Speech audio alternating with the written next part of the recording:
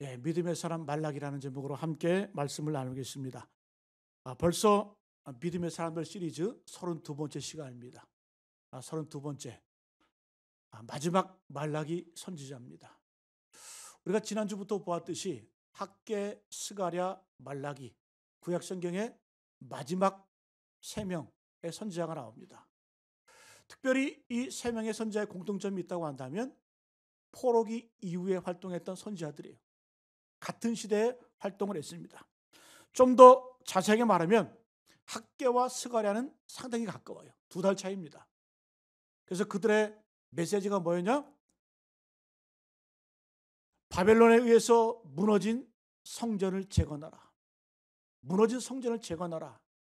이 외침이 바로 학개와 스가랴의 외침이었다고 한다면 이제 말라기는 그 후로부터 약 100년 뒤에 이 지어진 성전 안에서 진정한 예배가 회복되어야 된다. 이 메시지를 선포한 것이 바로 말라기입니다. 어쨌든 포로기 이후에 학개, 스가랴, 말라기는 동시대 사람이고 그리고 동일한 메시지를 우리에게 전해주고 있습니다. 여러분, 이 말라기라는 뜻은 무슨 뜻이냐? 나의 사자라는 뜻이에요. 나의 전령. 하나님의 명령을 받아서 전달하는 자.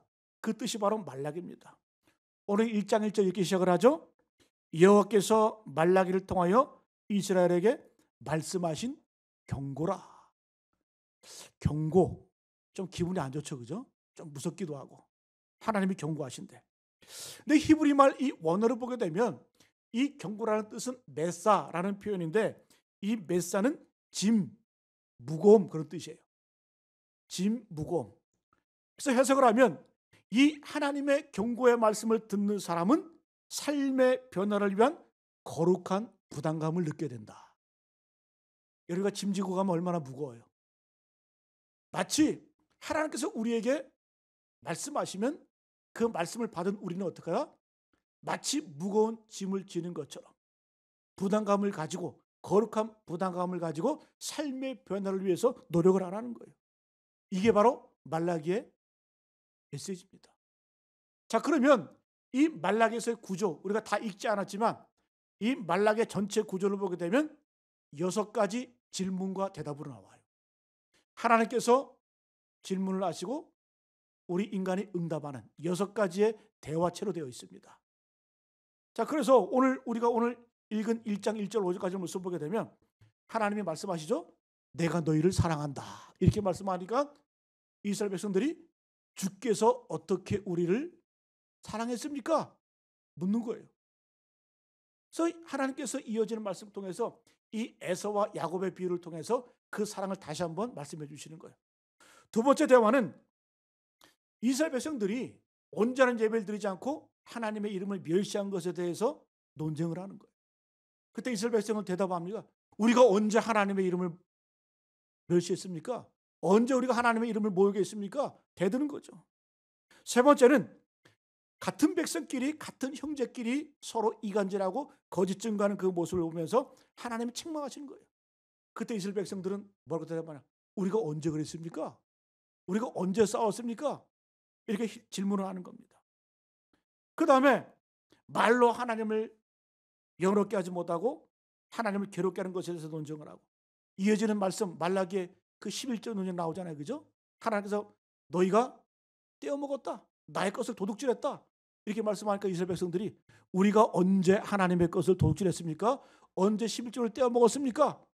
그때 하나님 뭐라고 말씀해요? 너희가 마음 없이 드리는 것, 몸 많아서 드리는 것 내가 받지 않겠다. 온전한 11조가 아니다.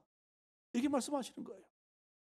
여러분, 그리고 마지막으로 하나님을 경외하는 것이 무엇인지에 대해서 이제 하나님과 우리 인간 사이에 대화하는 그런 말씀의 내용인 거예요.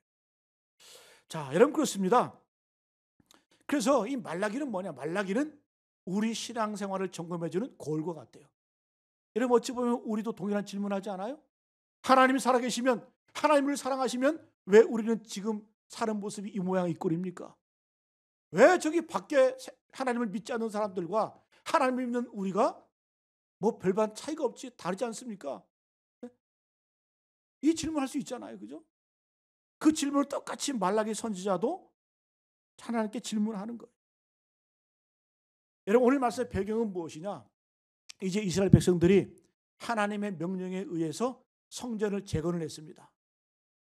수룹바벨 성전이죠. 이 수룹바벨 성전은 포로로 귀환한 이후에 지어진 성전이에요. 어려운 가운데 지었기 때문에 그 이스라엘 역사 가운데 세 성전이 있었습니다. 솔로몬 성전, 그 다음에 수룹바벨 성전, 그 다음에 예수님 당시에 헤롯 성전이 있었는데, 이 중간에 수룹바벨 성전은 포로 이후에 지은 성전이기 때문에 변변하게 이렇게 잘 짓지를 못했어요. 그래서 조금 수룹바벨 성전은 새 성전의 두 성전에 비해서 조금 떨어집니다. 어쨌든 어려운 가운데서도 헌신을 다해서 충성을 다해서 성전을 하나님 앞에 지었습니다. 재건했습니다. 그러면 어떤 기대가 있을까요? 우리가 하나님 앞에 성전을 지어드렸다. 그러면 기대가 있겠죠. 이제부터 하나님께서는 우리에게 어마어마한 부흥과 축복을 주시겠구나. 이런 기대가 있는 거예요. 이런 소망이 있는 거예요. 우리는 안 그렇습니까? 근데 세월이 지나도 별반 차이가 없는 거예요. 사는 건 똑같아. 현실은 똑같습니다. 그래서 오늘 이 이스라엘 백성들이 하나님께서 내가 너를 사랑한다고 말씀하니까 하나님에 도전하는 거예요. 하나님의 사랑이 뭡니까? 하나님이 사랑하시는 우리가 왜 이렇게 똑같이 삽니까? 이런 목사도 마찬가지예요. 목사도 이 땅을 살아가면서 고민하고 살 것 같아요? 똑같아요. 하나님 살아계십니까? 하나님 우리를 사랑하십니까?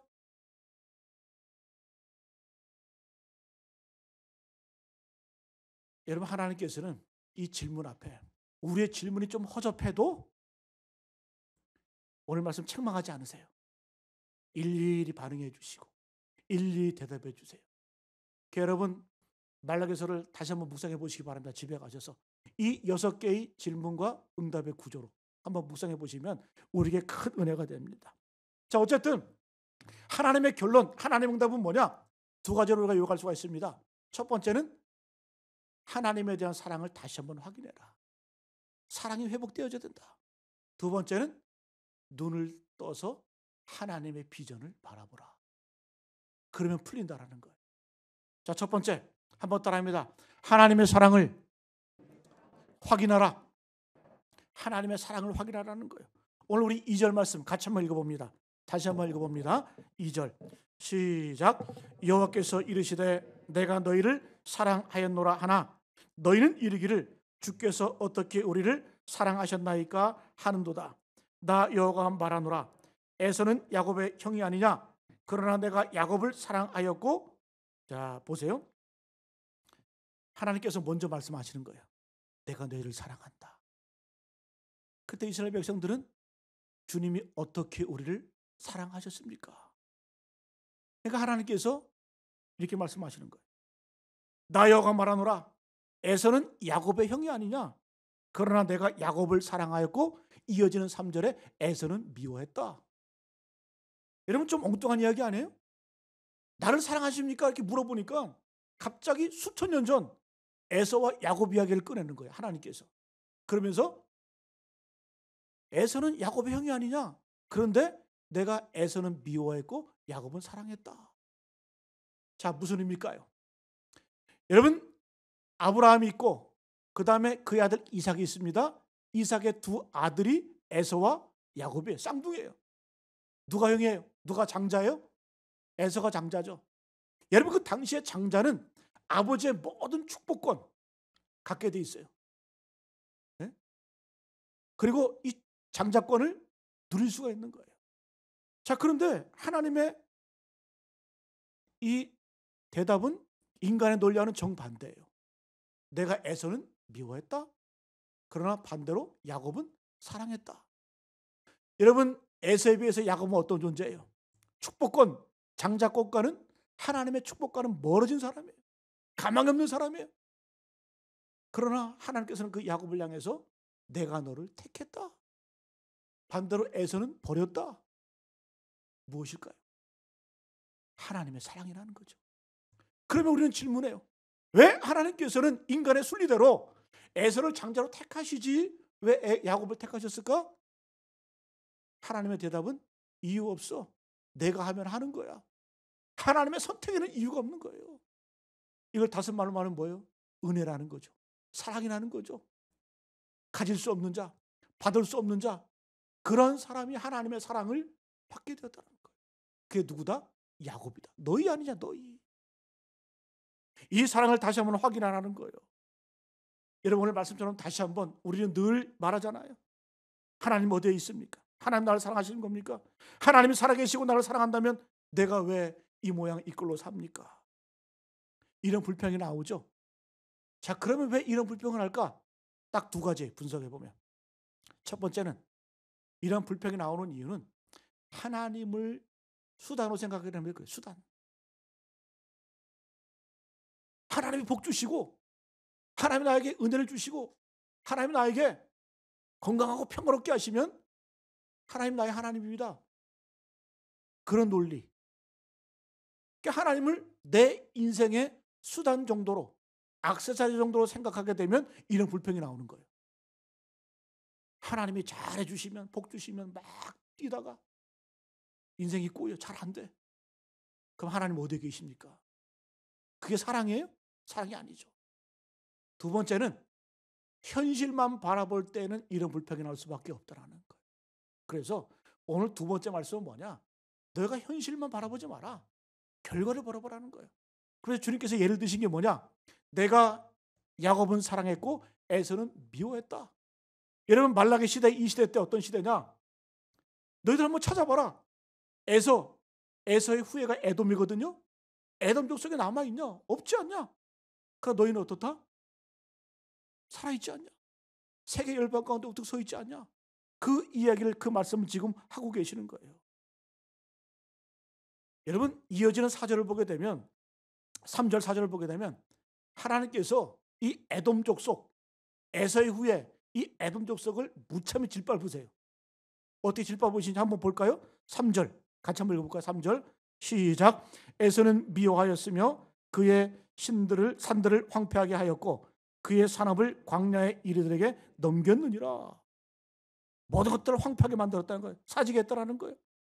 그 다음에 에서의 후예들이 그냥 죽게 놔두냐? 하나님 그렇게 하지 않다. 철저하게 밟아보시겠다는 거예요.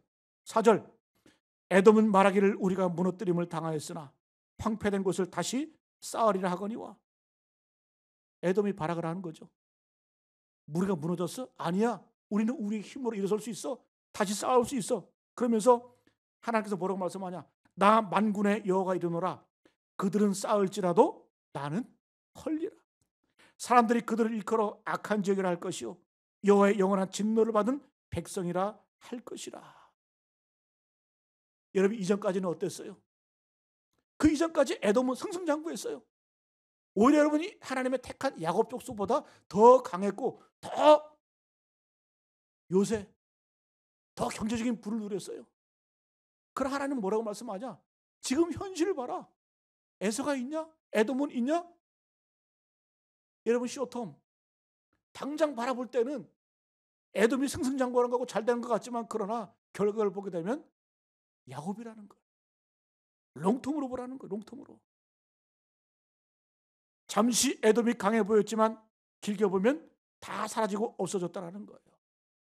자, 그럼 우리는 질문하게 됩니다. 이 에서의 후예들, 에돔 족속들이 뭘 잘못했길래, 얼마나 잘못했길래 하나님께서 이렇게 무참히 저주하실까? 징벌을 내리실까? 역사를 보면 돼. 역사. 첫 번째, 민수기 20장 18절을 보게 되면 이제 이스라엘 백성들이 출애굽하면서 애굽에서 종살이 하다가 노예 생활하다가 탈출을 하죠. 가나안 땅에 들어가려고 합니다. 여러분, 거리상으로 보게 되면 이집트에서 가나안까지는 직선으로 가면 2주면 충분히 갑니다. 근데 그 직선거리 길목에 누가 있었냐? 에서의 후예, 에돔 족속이 있었어요. 그래서 이스라엘 백성들이 그들에게 요청하는 거예요. 우리에게 좀 길을 내달라. 너에게 절대 손 벌리거나 손에 끼치지 않겠다. 길만 내달라. 그때 형제 지파였던 그 에돔이 뭐라고 말하냐? 이렇게 말해. 민수기 20장 18절 말씀. 에돔 왕이 대답하되 너는 우리 가운데로 지나가지 못하리라. 내가 칼을 들고 나아가 너를 대적할까 하노라. 여러분, 에서와 야곱은 형제잖아요. 뿌리를 보게 되면. 근데 길을 내달라고 하니까 에돔 왕이 대충 칼을 들고 너네 못 지나가. 돌아가. 결국 어떻게 됩니까? 그 두 주면 갈 거리를 40년 동안 광야 생활하잖아요. 그래서 40년 만에 가나안 땅에 들어가잖아요. 이렇게 형제를 방해했다라는 거예요. 방해꾼이었다라는 거예요. 그걸 하나님이 미워하시고 싫어하시는 거예요. 여러분 에스겔 35장 4절을 보게 되면 에돔 족속을 향한 하나님의 심판이 나와요. 하나님 어떻게 심판하겠다? 내가 내 성읍들을 무너뜨리며 내가 황폐하게 되리니 내가 나를 여호와인 줄 알리라. 하나님께서 에돔 족속을 멸망시키겠다는 거예요. 그 다음에 그 이유가 나와요. 그 이유 5절 보게 되면 내가 옛날부터 한을 품고 이스라엘 족속의 환난 때 곧 죄악의 마지막 때 칼의 위력에 그들을 넘겼도다. 하나님이 심판하시는 이유는 딱 한 가지, 에돔을 형제를 배신했다는 거예요. 형제를 돌보지 않았다는 거예요. 여러분 역사를 한번 보게 되면 이 이스라엘은 북쪽 이스라엘이 있었고 남유다가 있었잖아요. 그죠? 북이스라엘은 어디에 망합니까? 아시리아 제국, 아수르 제국에 의해서 망합니다. 그 다음에 뒤를 이어서 이 남쪽 유다는 바벨론 제국, 이 바벨로니아 제국에 의해서 멸망을 하게 되는데, 자 이미 북쪽은 망했어요. 이제 남쪽 유다만 남았어요. 그때 바벨론 군대가 어마하게 쳐들어올 때 그 앞잡이 길잡이 돈을 했던 사람들이 바로 에돔 족속이에요. 에돔 족속. 협조해 줬어요. 형제를 죽이는 일에. 그러면 하나님이 심판하시겠다는 말씀하는 거죠. 여러분 보세요. 내가 약할 때 친구인 줄 알았어. 형제인 줄 알았어. 그런데 어렵고 힘들 때 나를 배신하고 나를 죽이려고 달려들어. 여러분 한번 우리 현실 가운데 이런 일 한번 당해보세요.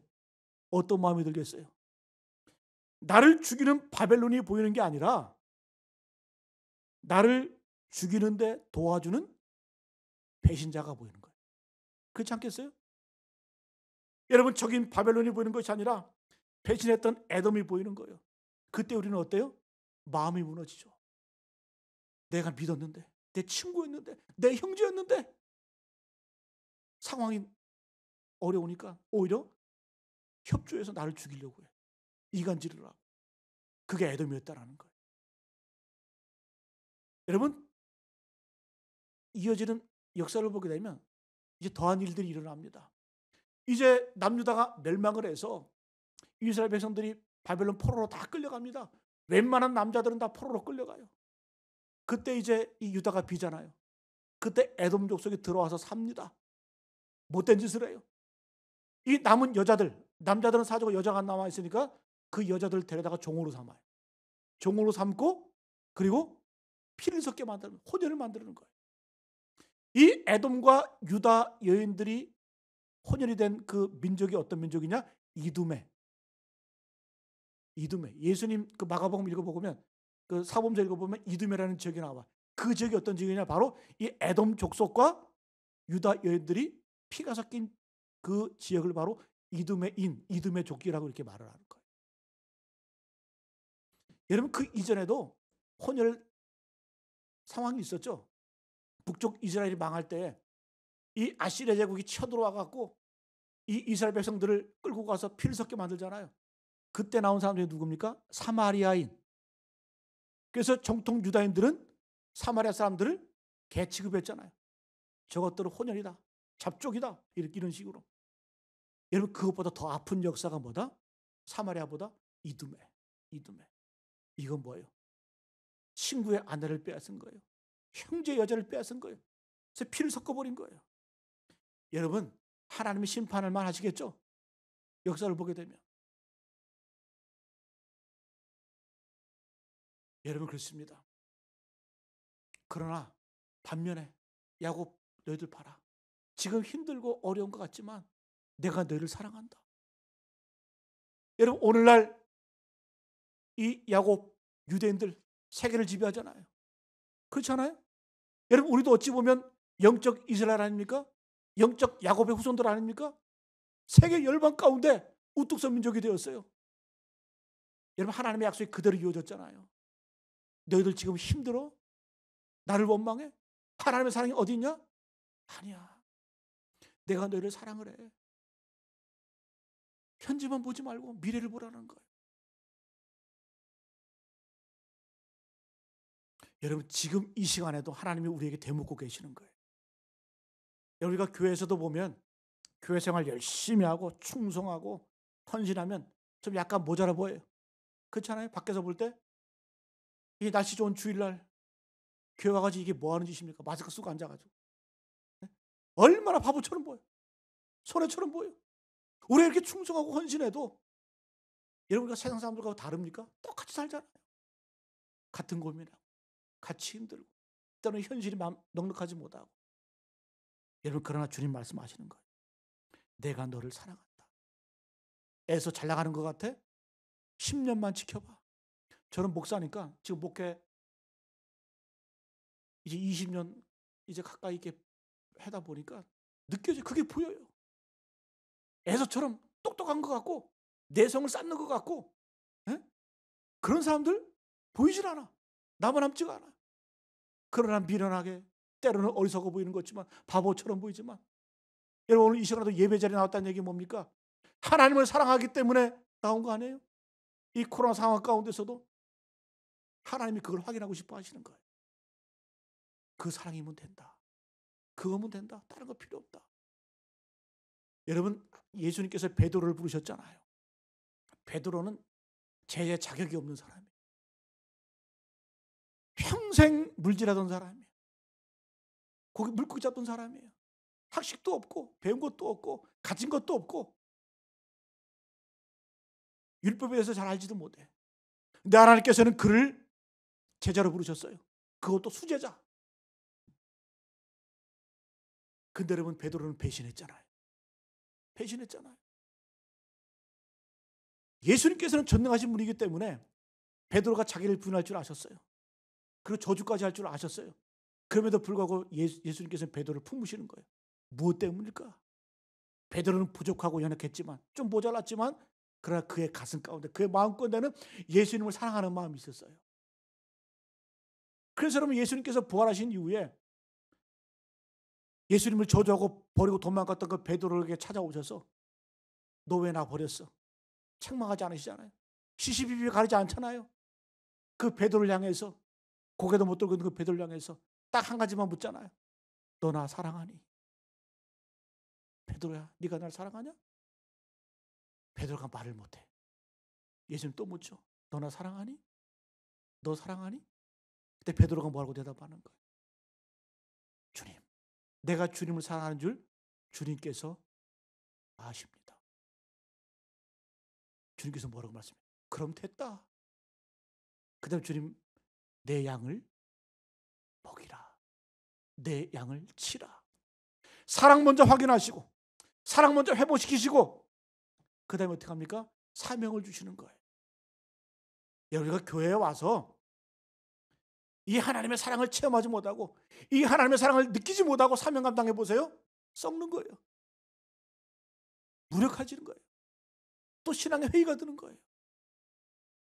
여러분, 오늘 이 시간 하나님에 대한 사랑을 확인하기 바랍니다. 여러분, 목사도 마찬가지예요. 목사도 하나님에 대한 사랑이 없으면 목사지라는 거예요. 그렇지 않겠어요? 여러분, 목사가 먹고 살기 위해서 목사하면 얼마나 힘들겠어요? 저도 잘 나가던 직장 때려치우고 5년도 공부해가지고 목사가 됐어요. 왜 그럴까요? 왜? 하나님이 나를 사랑하신 그 사랑이 너무 크기 때문에. 그 사랑에 내가 어떻게 보답할까? 근데는 목하다 보면 흔들릴 때도 있어요. 저도 인간이기에, 저도 현실을 살기에. 그때 주님 말씀하시는 거예요. 다른 거 묻지 않으시고 너나 사랑하냐?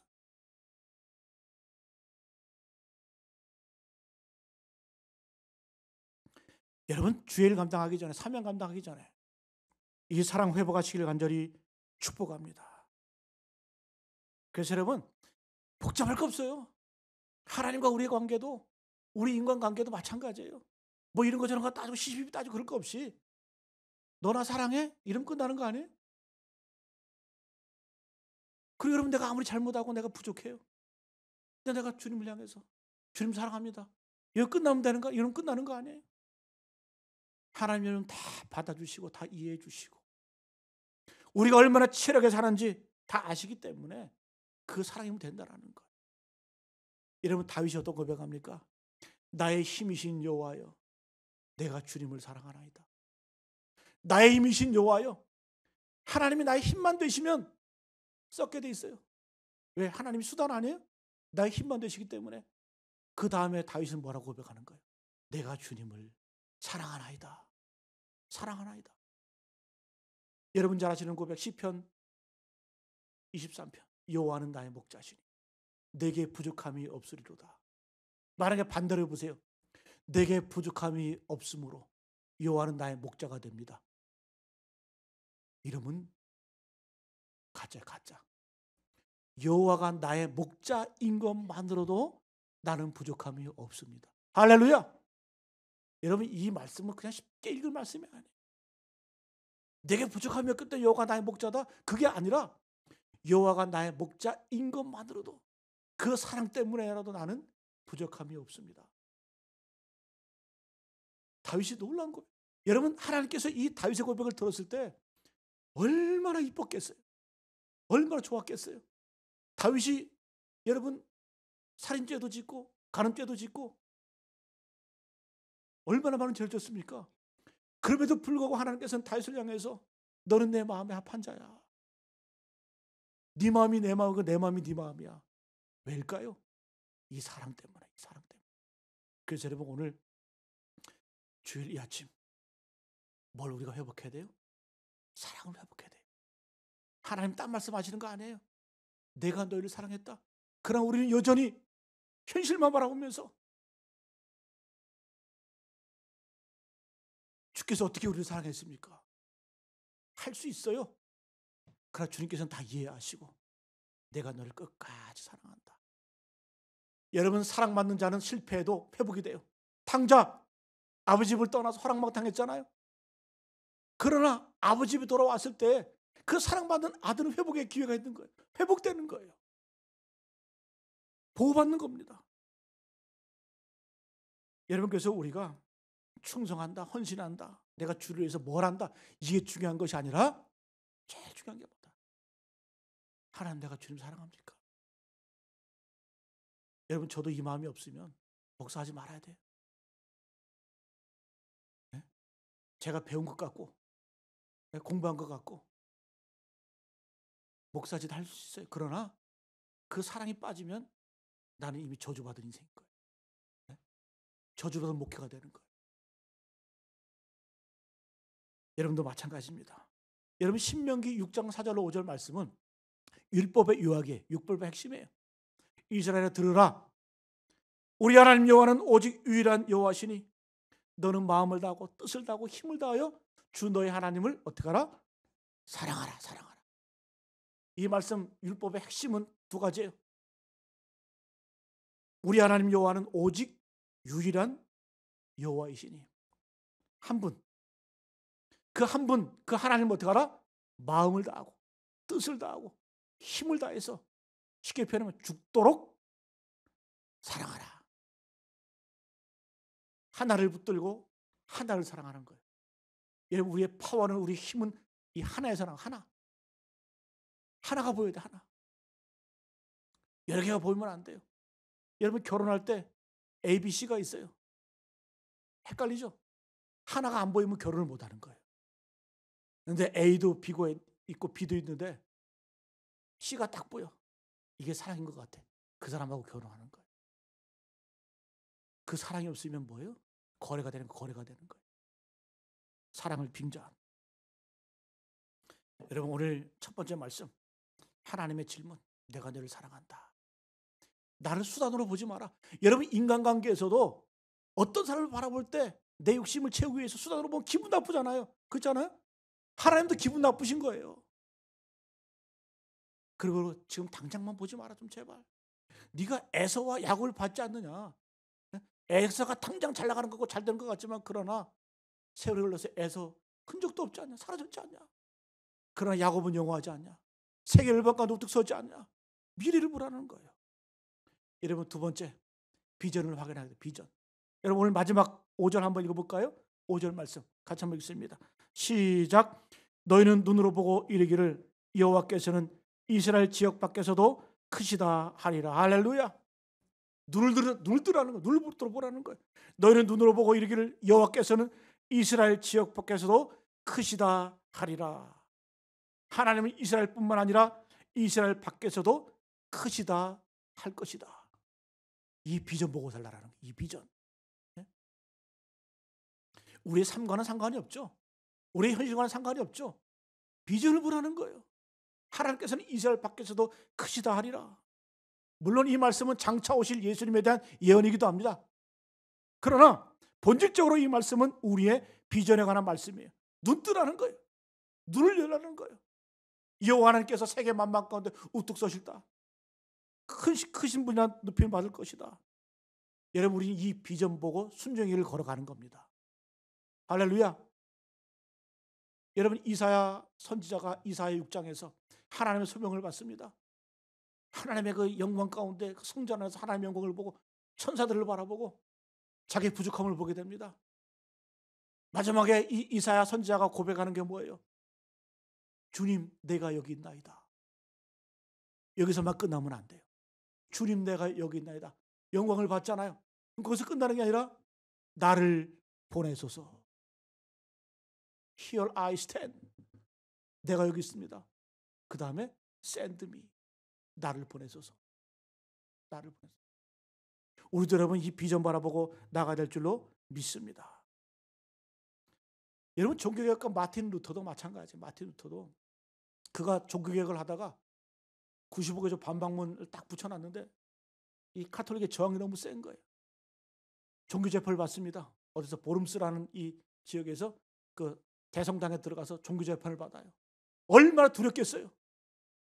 오죽하면 이 마틴 루터가 죽을 위협에 놓이니까 제후 한 명이 그를 보호에다가 납치해가지고 그 성에 들여보내잖아요. 보호하기 위해서. 거기서 마틴 루터가 독일어로 성서를 번역을 했잖아요. 그런데 이 마틴 루터가 이 종교개혁을 하면서 거센 저항, 종교재판을 받고 나니까 힘이 빠지는 거예요. 그래서 보름수당 뒤로 나와서 거기서 하늘 향해 바라봅니다. 그래서 주님을 향해서 외치죠. 하늘 향해서 외치죠. Here I stand. 여러분, 독일 보름수 한번 가보세요. 그 지역에 그게 그대로 있어요. 거기에 그런 글씨가 써 있어요. 주님, 내가 여기 있네. 그리고 거기서 끝났습니까? 주님, 내가 가겠습니다. 내가 죽더라도, 내가 어떤 피를 흘려도 주에게 맡겨진 그 사명 내가 감당하겠습니다. 뭘 본 거예요? 비전을 본 거예요. 그 비전 보고 이런 발걸음을 옮길 때 기적이 나타나는 거예요. 홍해바다가 갈라진 것도 어떻게 해요? 기도원에서 갈라졌습니까? 아니에요. 기도하고 이스라엘 민족 백성들이 발걸음을 옮겨서 발을 내딛었을 때 갈라지기 시작하는 거예요. 여리고성이 언제 무너졌습니까? 그들 기도하고 외칠 때 아니에요. 하나님 말씀에 순종해서 발걸음을 옮길 때 기적이 나타나는 거예요. 여러분, 순종의 능력이 있는 거예요. 지금까지 시대를 흘러오면서 성경에 여러 가지 번역본이 있었어요. 그중에 학자들이 이야기하기를 킹 제임스 버전, 이 영어 고어로 된 킹 제임스 버전이 가장 권위가 있다고 말을 해요. 그러면 그 성경의 권위는 어디서 나올까? 번역이 잘 돼서 어떤 인간적인 권위를 붙여서? 아니에요. 거기서 권위가 나오는 것이 아니라 그 당시 킹 제임스 버전의 성경을 읽고 그 말씀을 받던 사람들이 그만큼 위대하게 순종을 했기 때문에 그 성경에 권위가 있는 거예요.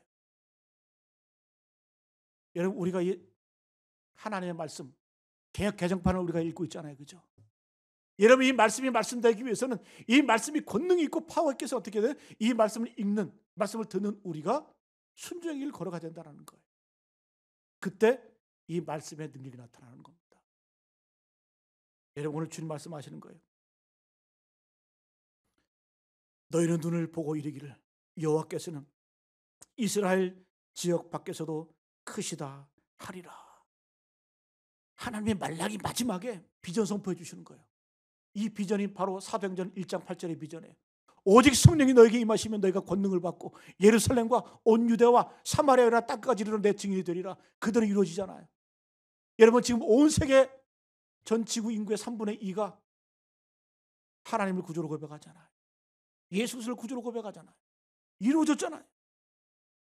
여러분이 가슴 떨리는 이런 고백이 있습니까? 이런 비전이 있습니까? 여러분 내 삶을 바라보면서 나는 왜 이렇게 한심하지? 나는 왜 이렇게 부족하지? 여러분 하나님의 역사는 한심한 사람들에 의해서, 부족한 사람들에 의해서 하나님의 역사는 만들어졌다는 거예요. 초대교회 보세요. 얼마나 힘이 없고 얼마나 부족하면 사자밥이 되고 톱으로 켜서 죽고, 예수 믿는다 그래서 얼마나 힘이 없으면 가죽이 벗겨져서 순교당했어요. 힘이 없는 거죠. 그러나 그들은 꿈을 꿨어요. 어떤 꿈?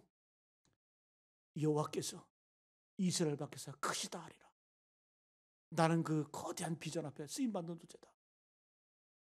여러분 그래서 우리는 내 기도가 어떻게 역사할지 몰라요. 내 순종이 어떻게 역사할지 몰라요. 이 교회 안에서 예배드리는 이 우리 사랑하는 자녀들이 어떤 역사, 지금 보면 암담하죠. 보이는 게 없죠.